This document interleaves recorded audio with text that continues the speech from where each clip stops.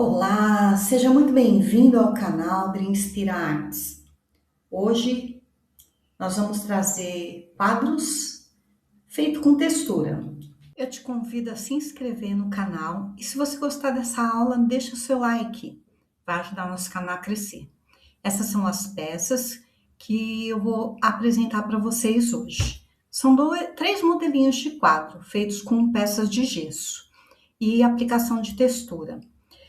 Eu costumo deixar as peças organizadas para facilitar a montagem. Então, primeiro eu preparo todas as peças, coloco elas ordenadas e depois eu monto.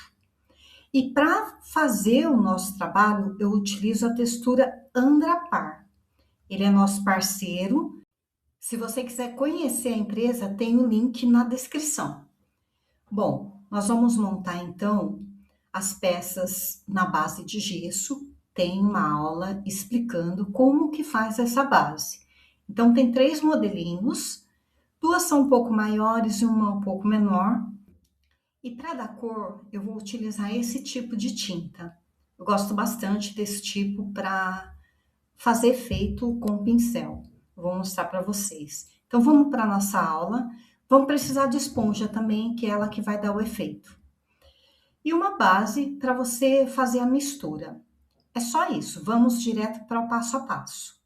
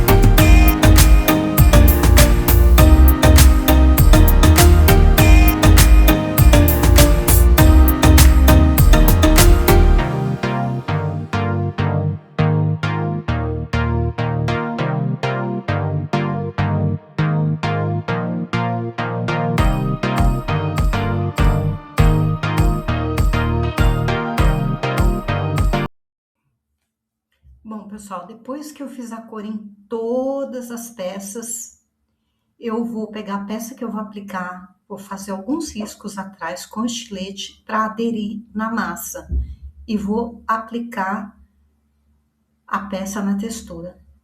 Vou pressionar levemente e é só isso. Eu vou peça a peça aplicando na textura. Nesse caso dessa casinha, eu vou colocar alguns galinhos para dar um efeito e umas flores. E aí as demais peças, a outra peça é de mar e a outra são de borboletas. Eu vou seguir o vídeo para vocês verem como foi a montagem.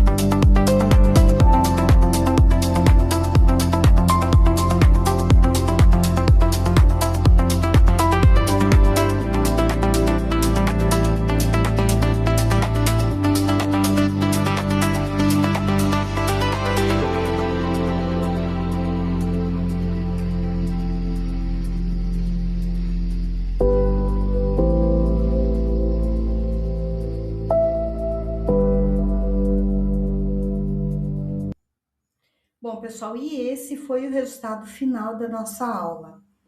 Agora, para poder manusear, precisa esperar secar bem, para que as peças não se soltem.